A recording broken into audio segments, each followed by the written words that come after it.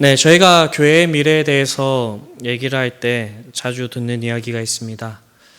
한국 교회의 미래는 어둡다, 다음 세대가 사라지고 있다 등의 이렇게 부정적인 이야기입니다. 제가 학교를 다닐 때 학교에서 자주 들었던 이야기이고 현장에서도 종종 듣는 이야기입니다. 우리가 현대의 한국 교회의 모습을 보면 예전에 비해서 많이 바뀌었다고 생각이 듭니다. 그것을 단적으로 알 수 있는 것이 예배를 대하는 태도일 것입니다. 예전에 여러분들이 신앙생활을 했던 그런 교회의 분위기나 모습을 생각해 보신다면 그것에 대해서 더 잘 이해를 할 수가 있을 것입니다.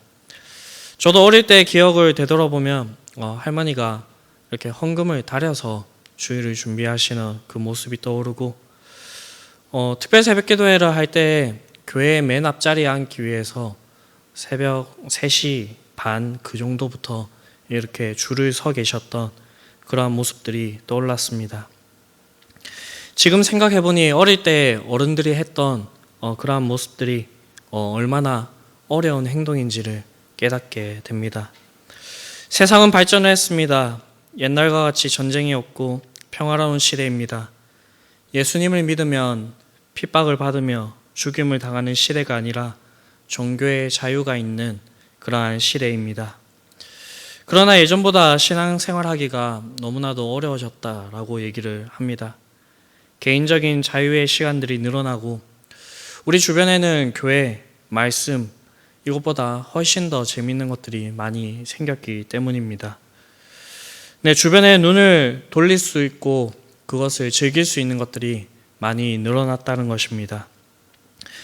무엇보다도 바쁜 시대가 되었습니다. 저희 중등부 아이들만 보더라도 한번 만나려고 약속을 잡으려고 하면 이날은 뭐 때문에 안 되고 저날은 학원 때문에 안 되고 이렇게 핑계 아닌 핑계를 대는 그러한 모습들을 볼 수가 있습니다. 특히나 지금은 코로나19로 인하여서 저희의 예배 현장, 저희의 삶의 현장이 많이 바뀌게 되었습니다. 이러한 것들을 종합해 보면 제대로 된 교회 생활, 신앙 생활을 하기 어려운 그런 시대를 살아가고 있다고 이야기를 할 수가 있습니다. 이러한 시대를 극복하기 위해서 많은 분들이 연구를 하고 대안들을 내놓습니다. 여러 가지 방법들과 대안이 있는데 그 중에서 빠지지 않고 나오는 것이 있습니다. 그것은 바로 하나님을 바르게 아는 것입니다. 성경에서 하나님을 안다라고 할 때 이 아는 것은 단순한 지식에 그치는 것이 아니라 하나님을 체험적으로 아는 것도 함께 포함되는 단어입니다. 오늘 저희가 읽은 시편은 다윗의 시편이고 배경이 되는 것은 다윗이 언약궤를 메고 올라올 때 지은 시입니다. 그러니 이 시의 내용은 하나님에 대해서 고백하고 선포하는 내용입니다. 오늘 저희는 이 시편을 통하여서 우리 하나님께서는 어떠한 하나님이신지를 함께 살펴보기를 원합니다. 우리 하나님은 어떠한 분이실까요? 첫째는 선하시고 신실하신 하나님이십니다. 오늘 본문에서 시인은 이스라엘 백성들의 과거를 회상합니다. 그 중에서 두 가지의 일을 회상하고 있습니다. 첫 번째는 광야에서의 생활이고 다른 하나는 가나안 땅에서의 생활입니다. 먼저 시인은 광야에서 생활을 이야기합니다. 하나님께서는 광야에서 불, 구름, 기둥으로 인도하시면서 앞서가셨고 이스라엘 백성들은 그 뒤를 따라 행군하였습니다. 광야는 아무것도 보이지 않는 이렇게 빈들이라고 얘기하고 있듯이 그곳에서 하나님께서는 그들에게 하늘의 신령한 음식인 만나와 그들이 고기를 원할 때 메추라기를 주어서 먹이셨습니다. 그들이 물을 필요로 할 때는 반석에서 물이 나오게 해서 마시게 하셨습니다. 특별히 8절에서 시내산을 언급하고 있는데 이 시내산에서는 하나님께서 자신의 백성을 인도하셔서 언약을 맺어 주셨습니다. 다음으로 시인은 가나안 땅에서의 생활을 이야기합니다. 하나님께서는 자신의 백성들을 광야에서 약속의 땅인 가나안 땅으로 인도하셨고 그들을 그 땅 가운데서 살아가게 하셨습니다. 성경은 이 약속의 땅을 젖과 꿀이 흐르는 땅이라고 표현하고 있습니다. 하지만 성경학자들이 연구해 보았을 때 이 땅은 인간들의 눈에 보기에는 너무나도 좋지 못한 그러한 땅이었습니다. 늦은 비는 그 땅을 비옥하게 만들고 이른 비는 그 땅의 식물들에게 수분을 공급해 주었습니다. 이러한 말은 이 땅은 늦은 비와 이른 비가 없으면 아무런 쓸모가 없는 그런 땅임을 이야기하고 있는 것입니다. 성경은 이 이른 비와 늦은 비를 하나님의 은혜의 상징으로 이야기를 하고 있습니다. 약속의 땅에서 그들은 이른 비와 늦은 비를 통하여서 자신들과 함께 하시는 하나님을 알 수가 있었습니다. 하나님께서는 이 이스라엘 백성들과 함께 하셨지만 이 이스라엘 백성들의 모습은 어떠했습니까? 하나님의 은혜를 생각하지 못하고 배은망덕한 모습을 보여주었습니다. 광야에서 이스라엘 백성들은 하나님께서 구원하시고 인도하시는 은혜를 생각하지 못하였습니다. 그래서 그들은 계속해서 불평과 원망을 쏟아놓았습니다. 홍해 앞에서, 먹을 물 앞에서, 음식 앞에서 가나안 땅을 정탐하고 나서도 이들은 한결같이 하나님을 원망하였습니다. 그렇다면 가나안 땅에 들어와서는 달랐습니까? 아닙니다. 가나안 땅에 들어온 후 정복 정쟁을 하면서 하나님께서 명령하신 것을 제대로 지키지 못하였습니다. 결과적으로 그 땅의 거민들과 함께 살면서 하나님을 배신하고 가나안의 신인 바알을 섬기게 되었습니다. 이들은 점차 하나님과 바알을 혼동하게 되었고요. 결국에는 이 바알이 하나님이라 이렇게 믿게 되는 그러한 상황까지 가게 되었습니다. 이런 모습에도 불구하고 시인은 여전히 하나님께서는 구름을 타신 분이고 단비를 내려주시는 분이라고 고백을 하고 있습니다. 여기서 시인이 이런 선언을 하는 것은 무엇에 근거하신 것일까요? 그것은 하나님의 신실하심과 선하심입니다.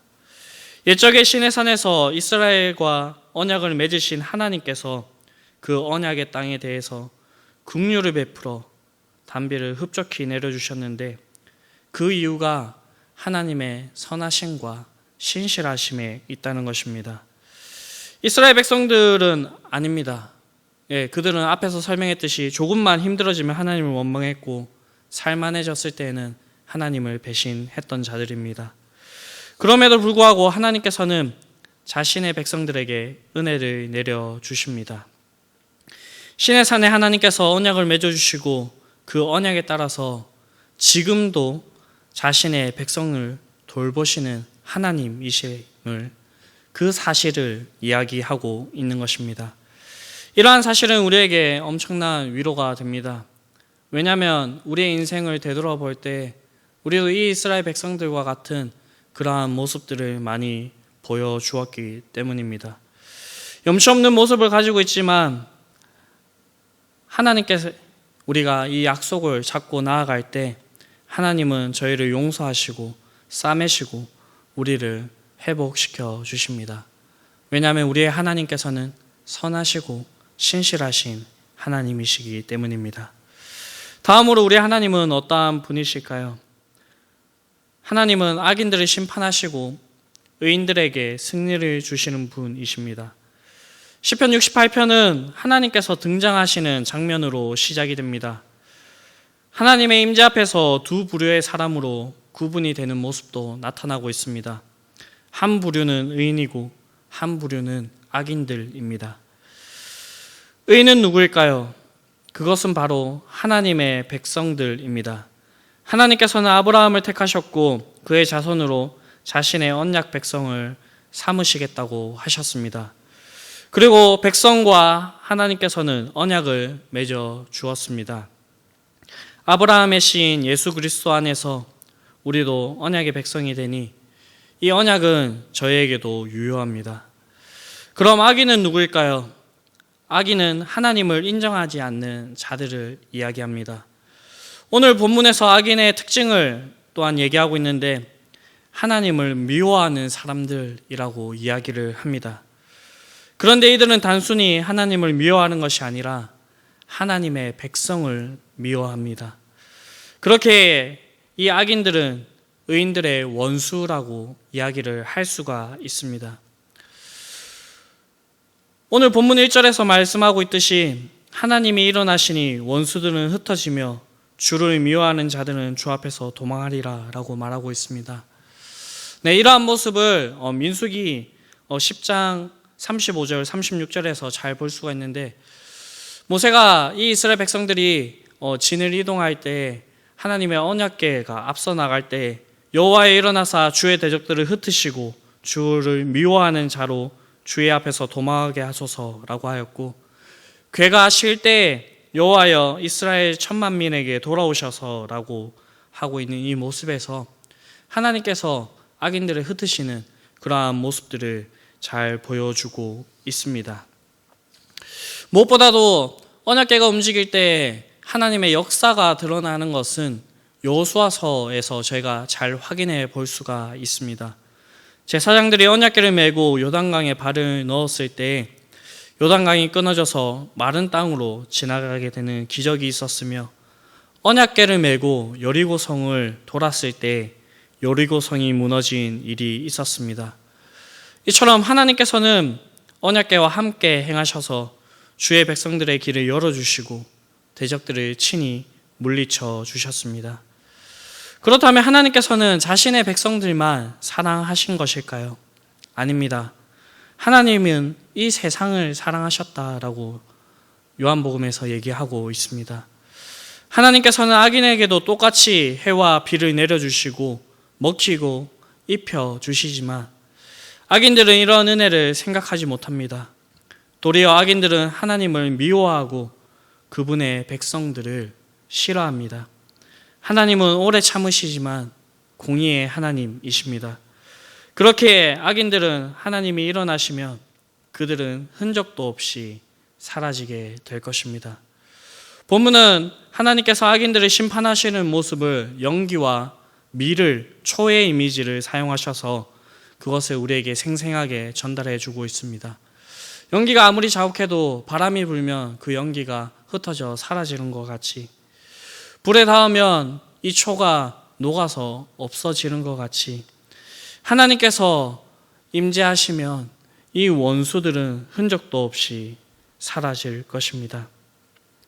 이러한 사실이 저에게 얼마나 큰 위안이 되는지 모릅니다.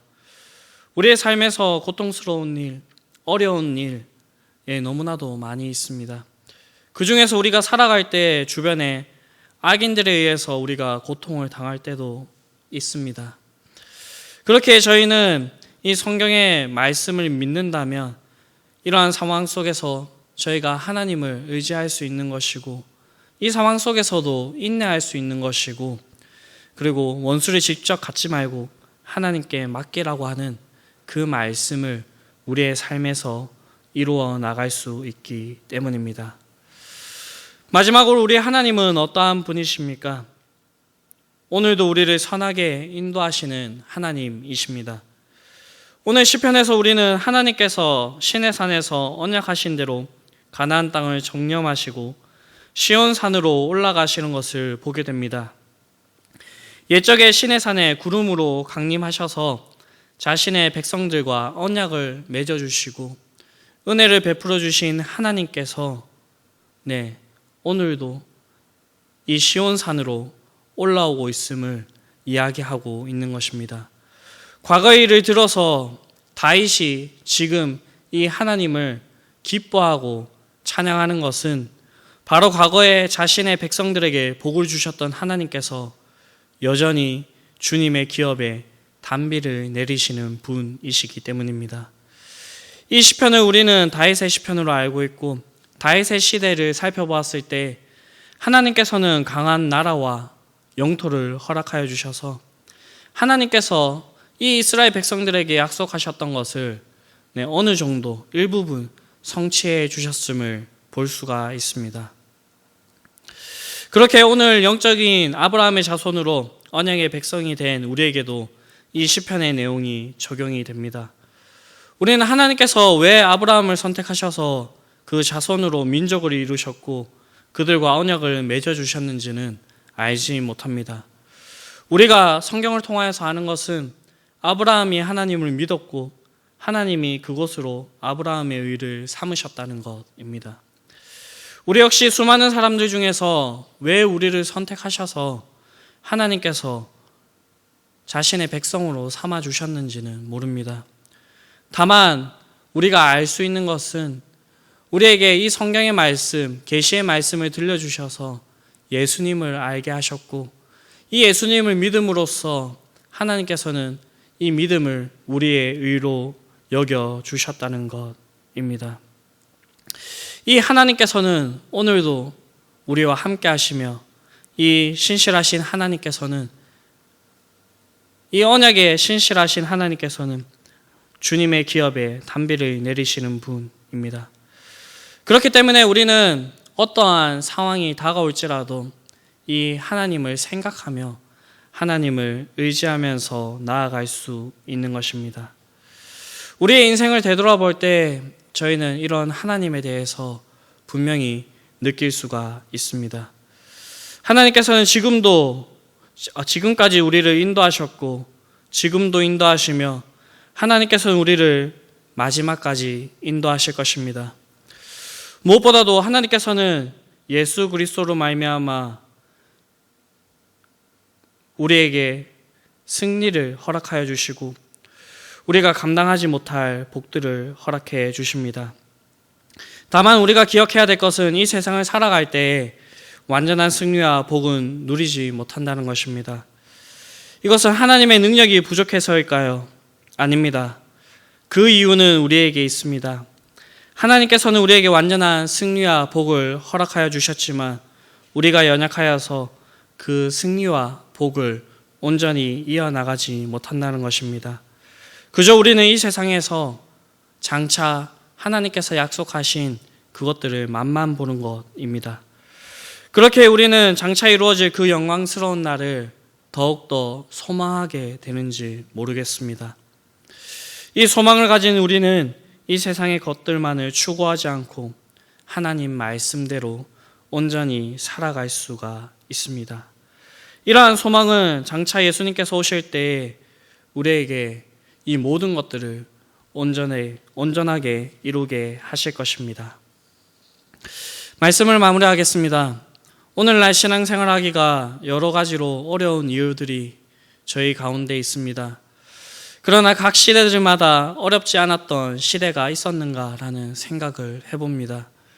그 어려움의 모습들은 각각 다 달랐지만 신실하시고 선하신 하나님께서는 자신의 백성들을 지금까지 선하게 인도하셨습니다.